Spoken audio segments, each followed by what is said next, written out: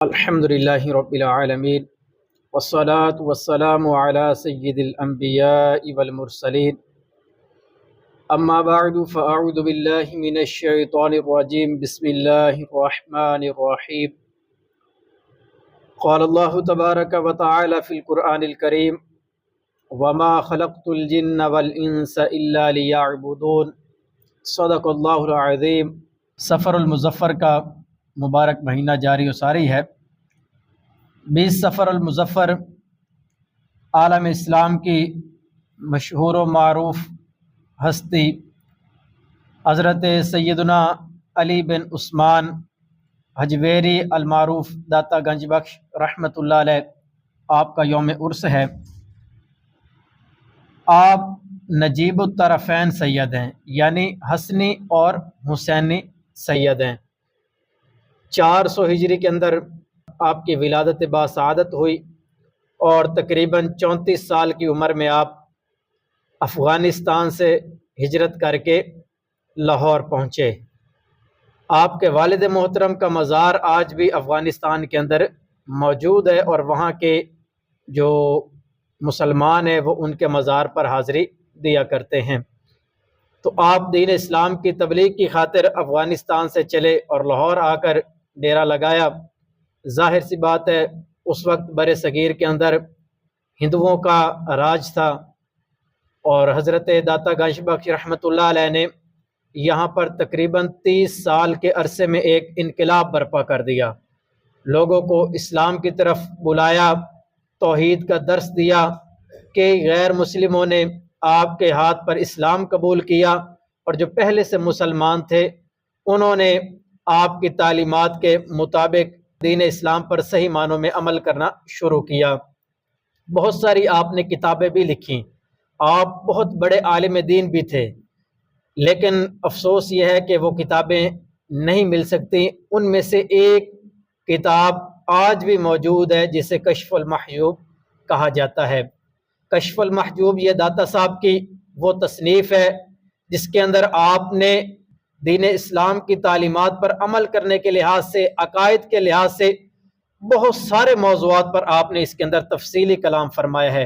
اور کشف المحجوب کا معنی ہی علماء نے یہ بیان فرمایا ہے کہ دل کے پردے اتارنے والی کتاب، یعنی اس کو پڑھ کر اللہ تبارک و تعالیٰ کے معرفت بندے کو حاصل ہوتی ہے اور بندہ دین اسلام پر صحیح معنوں میں عمل کرنے لگ جاتا ہے۔ یہ آپ کی کتاب آج بھی موجود ہے، اس کو لازمی جو ہے وہ پڑھنا چاہیے۔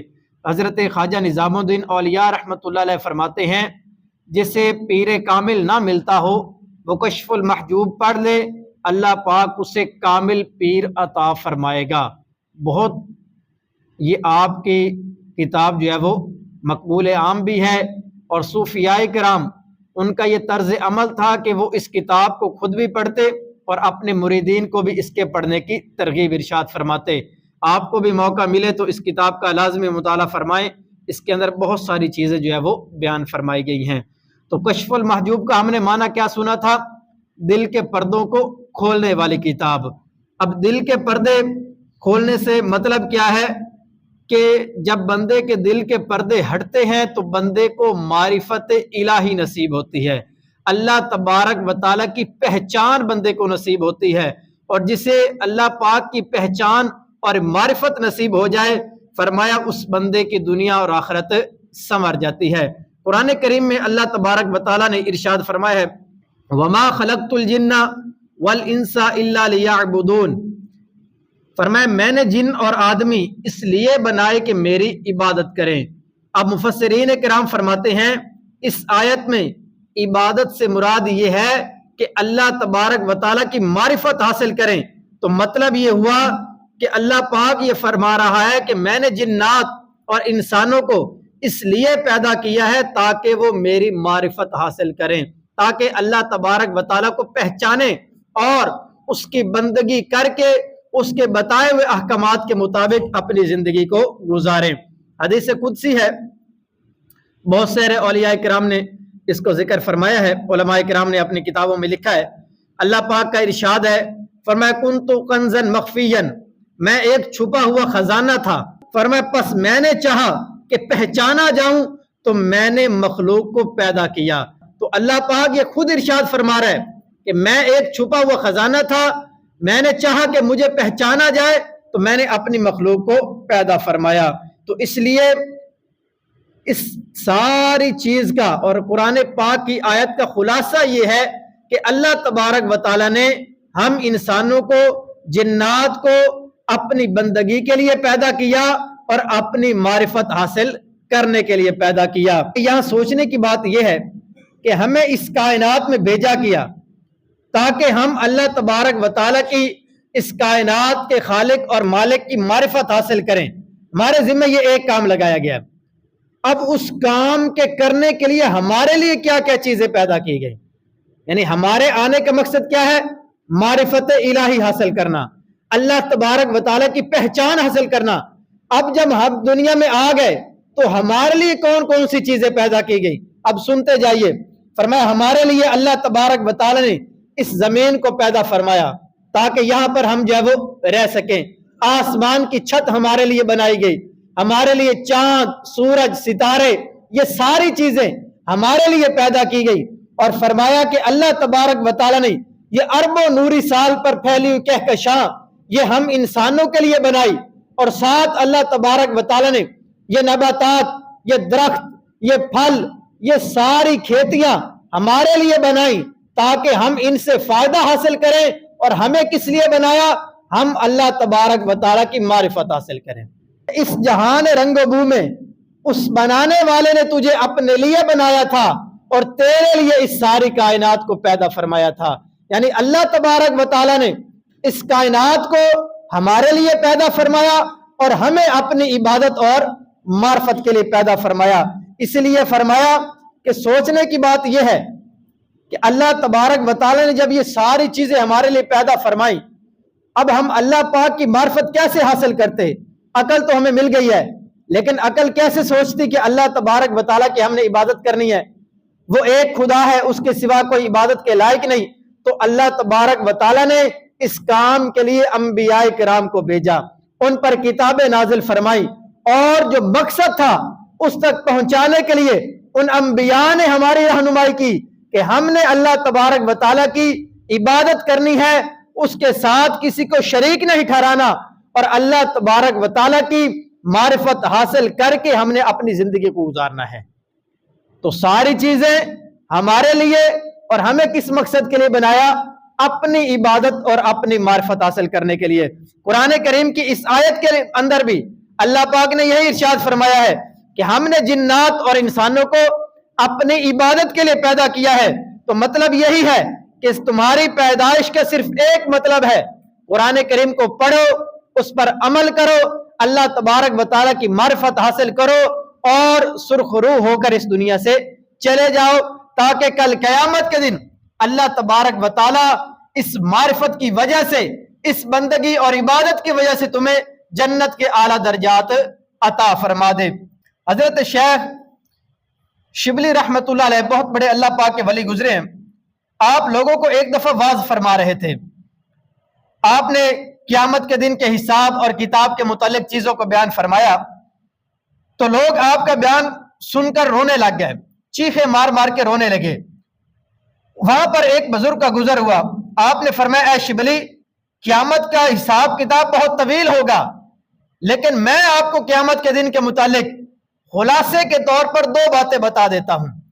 یعنی ویسے تو 50,000 سال کا دن ہوگا، لیکن اس اتنے بڑے دن کے لیے تیاری کیا کرنی ہے، اس کا خلاصہ فرمایا میں 2 باتوں میں آپ کو بتا دیتا ہوں۔ نمبر 1، اے بندے، ہم تو تمہارے لیے تھے، اب تم بتاؤ کہ تم کس کے لیے تھے۔ فرمایا یہ قیامت کے دن کا خلاصہ ہے۔ اللہ پاک بندے سے فرمائے گا ہم تو تمہارے لیے تھے، ساری نعمتیں ہم نے تمہارے لیے پیدا کی، چاند، سورج، زمین، ستارے، آسمان، یہ ساری چیزیں تمہارے لیے پیدا کی، زمین کے اندر رہنے کے لیے تمہیں چھت عطا فرمائی، تمہارے کھانے پینے کے لیے تمہیں روزی عطا فرمائی، تمہیں جو ہے وہ سارے پھل، یہ نباتات، یہ ساری چیزیں عطا فرمائی، تمہاری ہدایت کے لیے انبیاء کو بھیجا گیا۔ بتاؤ تم نے دنیا میں رہ کر ہمارے لیے کیا کیا ہے؟ یہ قیامت کے دن کا خلاصہ ہے۔ ہم نے اپنے آپ کو اس جواب کے لیے تیار کرنا ہے کہ کل اللہ تبارک و تعالیٰ کی بارگاہ میں ہم اس سوال کا کیا جواب دیں گے۔ جب اللہ پاک یہ پوچھے گا کہ تم نے ہمارے لیے کیا کیا ہے، تو آگے سے ہم نے کیا جواب دینا ہے، اس کے لیے ہمیں اس دنیا کے اندر کیا کرنی ہے، تیاری کرنی ہے۔ کس مقصد کے لیے ہم نے زندگی گزارنی تھی، اس مقصد کو ہم نے جو ہے وہ سامنے رکھنا ہے۔ شاعر نے بڑی پیاری بات لکھی ہے، فرمایا فلک کا تجھے شامیانہ دیا، فلک کا تجھے شامیانہ دیا، زمین پر تجھے آب و دانہ دیا، ملے آبشاروں سے بھی حوصلے، پہاڑوں میں تجھ کو دیے راستے، یہ پانی ہوا اور یہ شمس و قمر، یہ موج روا یہ کنارہ یہ بھنور، فرمایا یہ سردی یہ گرمی یہ بارش یہ دھوپ، یہ چہرہ یہ قد یہ رنگ و روپ، اور اس پر کتاب ہدایت بھی دی، نبی بھی اتارے تمہیں شریعت بھی دی۔ اور خلاصہ کیا ہے، فرمایا غرض کہ سبھی کچھ ہے تمہارے لیے، بتا کیا کیا ہے تو نے ہمارے لیے۔ یہ ساری چیزیں تمہیں ہم نے دے دی، ساری نعمتیں تمہیں مل گئی، اب بتاؤ تم نے ہمارے لیے دنیا میں کیا کیا ہے۔ اللہ تبارک و تعالیٰ کی جو معرفت حاصل کرنی تھی، جو دنیا میں آنے کا مقصد ہے، اس کو حاصل کیا یا ویسے ہی زندگی گزار دی۔ فرمایا اس میں ہمیں کیا کرنا ہے، غور کرنا ہے۔ اللہ تبارک و تعالیٰ نے قرآن کریم کے اندر کئی مقامات پر ہمیں جھنجھوڑنے کی کوشش کی ہے، ہمیں سمجھایا ہے کہ اس کائنات کے اندر آنے کا تمہارا مقصد معرفت الہی حاصل کرنا ہے، اس سے بھٹک کر ادھر ادھر نہیں ہونا۔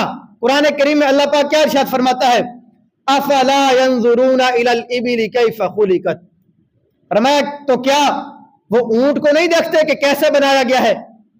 اللہ تبارک و تعالیٰ نے اتنا دیو ہیکل جانور کیسے پیدا فرمایا، وہ اس کے اندر معرفت الہی کو تلاش کرنے کی کوشش کیوں نہیں کرتے، وہ اس کی پیدائش کے اندر اللہ تبارک و تعالیٰ کی نشانیوں کو تلاش کیوں نہیں کرتے۔ یہ ہمیں جھنجھوڑا جا رہا ہے۔ فرمائیے اونٹ صرف سواری کے لیے نہیں ہے کہ بندہ سمندر کے اوپر چلا جائے اور ساحل سمندر پر اس پر بیٹھ کر سواری کرے اور گھر آ جائے، یہ اس کے بنانے کا مقصد نہیں ہے۔ مقصد کیا ہے، اللہ پاک نے اتنا بڑا جانور بنایا کہ اس کے اندر غور و فکر کرو، معرفت الہی حاصل کرنے کی کوشش کرو کہ وہ رب کتنا عظیم ہوگا، اس کی ہمیں کیسے عبادت کرنی چاہیے جس نے ہماری آسانی کے لیے اتنا بڑا جانور تخلیق فرما دیا ہے۔ پھر آگے سنیں، یہیں پر نہیں بس فرمایا وَإِلَى السَّمَاءِ كَيْفَ رُفِعَتْ، وہ آسمان کی طرف غور و فکر نہیں کرتے، وہ کیوں نہیں سوچتے کہ اللہ تبارک و تعالیٰ نے اتنے بڑے آسمان کو کیسے بلند فرما دیا ہے، کیسے آسمان کی چھت اور سائبان ہمیں عطا فرما دیا، وہ غور کیوں نہیں کرتے۔ فرمایا یہ آسمان صرف اس مقصد کے لیے نہیں ہے کہ ہم اٹھے تصویریں بنائیں اور سوشل میڈیا پر لگا دیں، یا جو بارش کے بعد وہ رینبو بن جاتی ہے ہم اس کی جو ہے وہ تصویر اور ویڈیو بنائیں اور سوشل میڈیا پر لگا دیں۔ آسمان کو بنانے کا فقط یہ مقصد نہیں ہے، آسمان کو بنانے کا مقصد یہ ہے کہ ہم اللہ تبارک و تعالیٰ کی قدرت میں غور و فکر کریں، اس کی نشانیوں کو تلاش کریں، معرفت الہی حاصل کرنے کی کوشش کریں کہ وہ کیسا عظیم رب ہے جس نے اتنا بڑا آسمان کا سائبان ہمارے اوپر تان دیا ہے۔ پھر آگے سنیے، فرمایا وَإِلَى الْجِبَالِ كَيْفَ نُصِبَتْ، فرمایا پہاڑوں کی طرف غور و فکر کیوں نہیں کرتے کہ اللہ تبارک و تعالیٰ نے ان پہاڑوں کو کیسے قائم فرما دیا ہے، یہ اتنے بڑے بڑے، یہ ہمالیہ کے قراقرم کے یہ اتنے بڑے بڑے پہاڑ اللہ تبارک و تعالیٰ نے کیسے زمین کے اندر نصب فرما دیے ہیں۔ اس کے اندر فرمایا اللہ تبارک و تعالیٰ کی نشانیوں کو تلاش کرنا ہے، بس یہ نہیں کہ ہم پہاڑی علاقوں کا سفر کریں، وہاں کی ویڈیوز بنائیں، وہاں پر چلنے والی آبشاروں کی ویڈیوز بناتے رہیں۔ فرمایا یہ مقصد نہیں ہے پہاڑوں کو بنانے کا، پہاڑوں کو بنانے کا مقصد یہ ہے کہ ان کے اندر اللہ تبارک و تعالیٰ کی قدرت کی نشانیوں کو تلاش کریں۔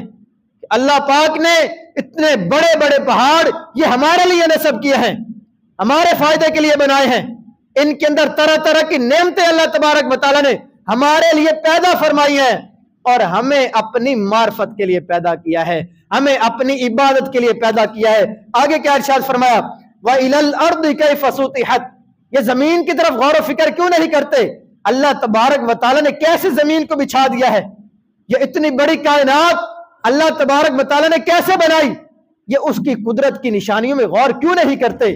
یہ ہم سے سوال ہو رہا ہے، ہمیں جھنجھوڑا جا رہا ہے کہ ہم اللہ پاک کی نشانیوں میں غور و فکر کیوں نہیں کرتے.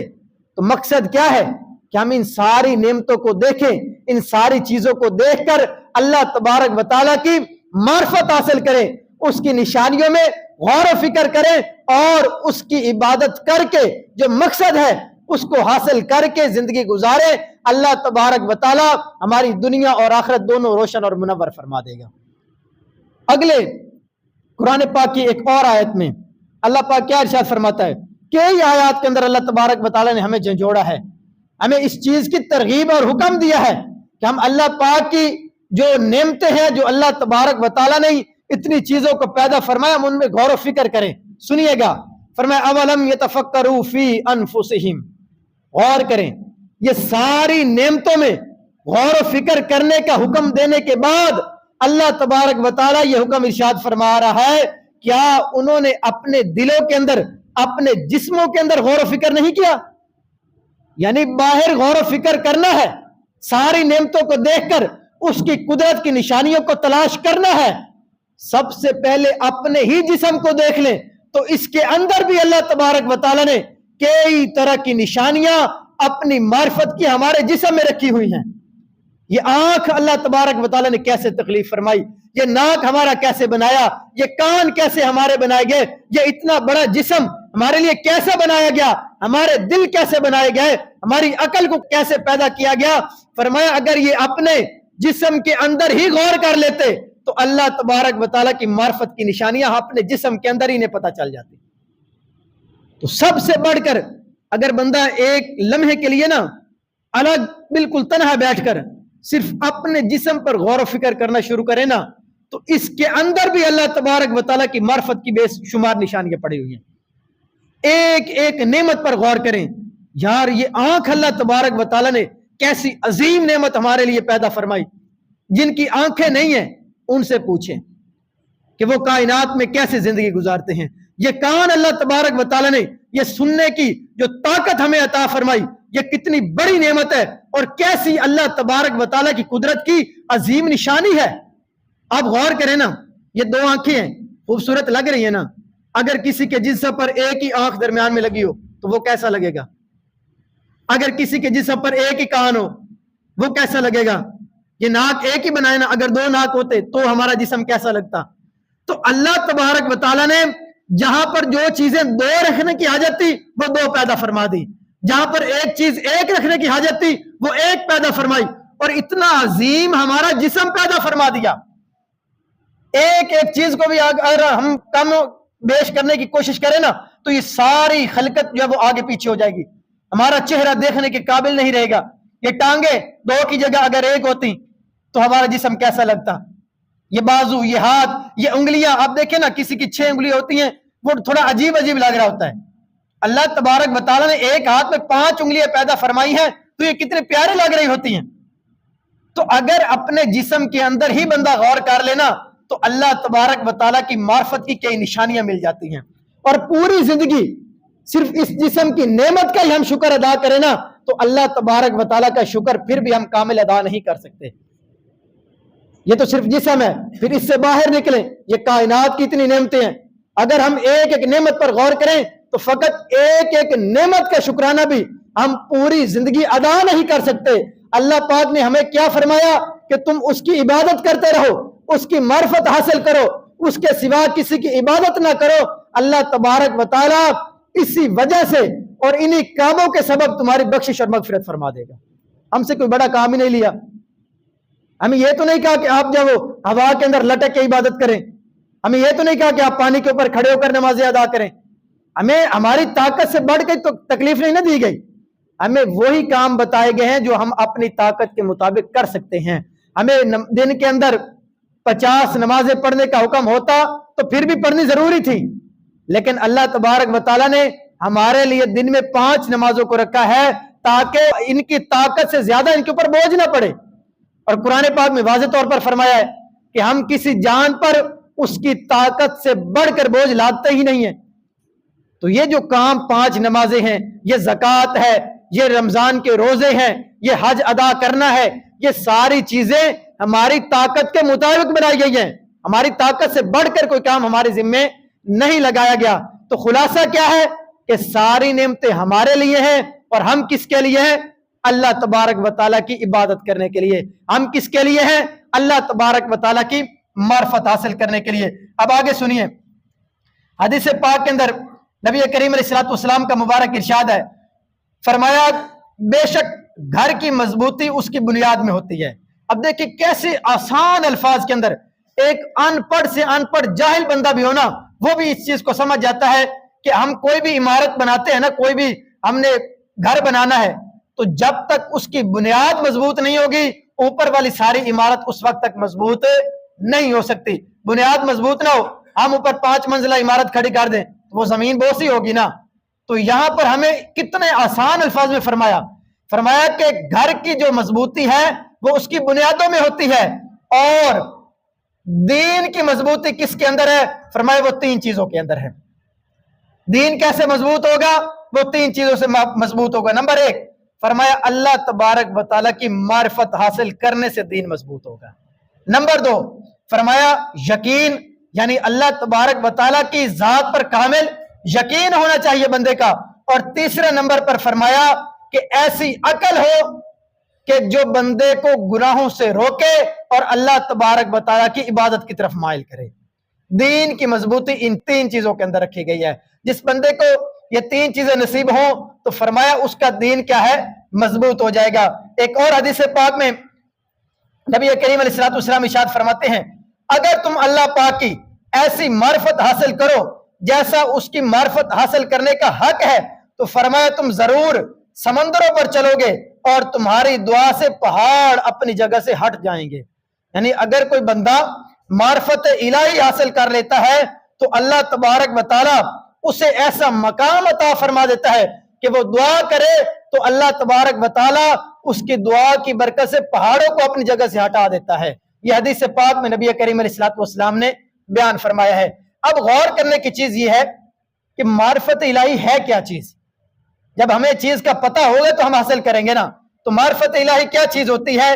فرمایا معرفت الہی یہ ہے کہ بندہ اللہ تبارک و تعالیٰ کی ذات، اللہ تبارک و تعالیٰ کی صفات کے اندر غور و فکر کرے، اس کی ذات کے متعلق علم حاصل کرے، اور دوسرے نمبر پر بندہ کامل بندگی کے ذات اپنی زندگی کو گزارے، اور جیسے عبادت کرنے کا حکم دیا گیا ہے ایسے ہی عبادت کر کے اپنی زندگی گزارے، تو ایسے بندے کو اللہ تبارک و تعالیٰ اپنی معرفت عطا فرما دے گا۔ کوئی مشکل اس کا مفہوم نہیں ہے کہ ہمیں کوئی چلے کاٹنے پڑیں گے، ہمیں جو ہے وہ پہاڑوں کے اندر جانا پڑے گا، یا ہمیں سمندر کے اندر پانی کے اوپر کھڑے ہو کر عبادت کرنی پڑے گی۔ سادہ سا مفہوم یہ ہے کہ جن چیزوں کی شریعت میں کرنے کی جو ہے وہ اجازت اور حکم دیا گیا ہے ان چیزوں کو کر کے اپنی زندگی گزارے، اور جن سے منع کیا گیا ہے ان سے رک جائیں، اللہ تبارک و تعالیٰ کی معرفت تمہیں نصیب ہو جائے گی۔ یہ آسان اور سادہ مفہوم ہے۔ تو یہ کیسے نصیب ہوگا؟ جب ہم قرآن پاک کے مطابق اپنی زندگی کو گزاریں گے۔ نمازیں پڑھنے کا حکم ہے تو ہم نمازیں پڑھیں گے، ہمیں روزے رکھنے کا حکم ہے ہم روزے رکھیں گے تو معرفت ملے گی نا، ہمیں زکوٰۃ دینے کا حکم ہے ہم زکوٰۃ ادا کریں گے تو معرفت الہی نصیب ہوگی۔ حج اگر فرض ہے اسے ادا کریں گے تو اللہ تبارک و تعالیٰ کی معرفت کیا ہے؟ بندے کو نصیب ہوگی۔ اور اللہ تبارک و تعالیٰ کی معرفت یہ اللہ پاک اپنے فضل و کرم سے ہی بندوں کو عطا فرماتا ہے۔ جس پر اللہ پاک کا فضل ہوتا ہے نا، اللہ پاک اسے ہی اپنی معرفت عطا فرماتا ہے۔ اور فضل کیسے ملتا ہے؟ فضل حاصل کرنے کے لیے بندے کو اپنے اندر سے میں، انا، تکبر اس چیز کو ختم کرنا پڑے گا۔ جب تک بندہ اپنی میں کو ختم نہیں نہ کرتا اور یہ کہتا ہے میں بڑی چیز ہوں، میرے اندر بڑے کمالات ہیں، تکبر، انانیت بندے کے اندر پائی جاتی ہے، لوگوں کو حقیر سمجھنا اور اپنے آپ کو بڑا اعلیٰ سمجھنا، پیسوں کی وجہ سے، مال کی وجہ سے، جسمانی قوت کی وجہ سے یا کسی بھی وجہ سے۔ فرمایا جب تک بندے کے اندر انا ہوتی ہے نا اسے اللہ تبارک و تعالیٰ کا فضل نصیب نہیں ہو سکتا، اور جسے اللہ پاک کا فضل نصیب نہیں ہوگا اسے اللہ تبارک و تعالیٰ کی معرفت بھی نصیب نہیں ہو سکتی۔ تو اپنے اندر سے انا کو ختم کریں، تکبر کو ختم کریں، یہ لوگوں کو حقیر سمجھنے کا جو ہمارے اندر ایک کنسیپٹ بن جاتا نا اس کو ختم کرنا پڑے گا۔ جب یہ ختم ہو جائے گا تو اللہ تبارک و تعالیٰ کا فضل بندے کو کیا ہے؟ نصیب ہو جائے گا۔ علماء نے، بزرگان دین نے اس کے بہت کثیر واقعات بیان کیے ہیں۔ حدیث پاک میں نبی کریم علیہ السلام نے بار بار اس چیز کا حکم ارشاد فرمایا ہے کہ اپنی انا کو ختم کریں، تکبر کو اپنے اندر سے اکھاڑ کے باہر پھینک دیں۔ جب تک یہ تمہارے اندر سے نکلے گا نہیں، تمہیں عبادت کی لذت نصیب نہیں ہوگی۔ پھر نمازیں بھی بندے ادا کر رہے ہوتے ہیں، داڑھی بھی رکھی ہوتی ہے، بظاہر نیک اعمال بھی کر رہے ہوتے ہیں، لیکن اس عبادت کے اندر لذت نصیب نہیں ہوتی۔ وہ ایک عادت بن جاتی ہے لیکن عبادت محسوس نہیں ہوتی۔ اس کی وجہ کیا ہے؟ ہم نماز تو پڑھ رہے ہوتے ہیں، ہم نے داڑھی بھی رکھ لی ہے، ہم دیگر بھی شریعت کے ضروری احکام پورے کر لیتے ہیں، لیکن جس ذریعے سے ہمیں فضل الہی ملنا ہے وہ چیز ہم نہیں کرتے۔ اور وہ چیز کیا ہے؟ اپنے اندر سے تکبر، انا اور اپنی میں کو ختم کرنا۔ اس کو ہم ختم نہیں کرتے اور اسی اکڑ کے اندر پوری زندگی گزار دیتے ہیں، اور آخر کے اندر پتہ چلتا ہے کہ جس مقصد کے لیے ہم آئے تھے وہ مقصد تو ہمارا پورا ہی نہیں ہوا۔ اور وہ مقصد کیا ہے؟ معرفت الہی حاصل کرنا۔ وہ ہمیں آخر کے اندر جا کر پتہ چلتا کہ یار یہ مقصد تو ہمیں ملا ہی نہیں ہے۔ مقصد معرفت الہی تھا، ہم اپنے گھر بنانے میں زندگی گزارتے رہے، ہم اپنے تکبر کے اندر زندگی گزارتے رہے، اور آخر کے اندر جو ہے وہ مایوسی کی حالت میں بندہ کیا ہے؟ دنیا سے چلا جاتا ہے۔ تو اللہ تبارک و تعالیٰ کی بارگاہ میں یہ دعا کرتے رہنا چاہیے کہ اللہ پاک ہمیں تکبر سے، انا سے بچ کر اپنی عبادت کرنے کی توفیق عطا فرمائے، اور اپنی معرفت اور اپنی بندگی کے ساتھ ہمیں زندگی گزارنے کی توفیق عطا فرمائے۔ آمین بجاہ النبی الامین صلی اللہ علیہ وسلم۔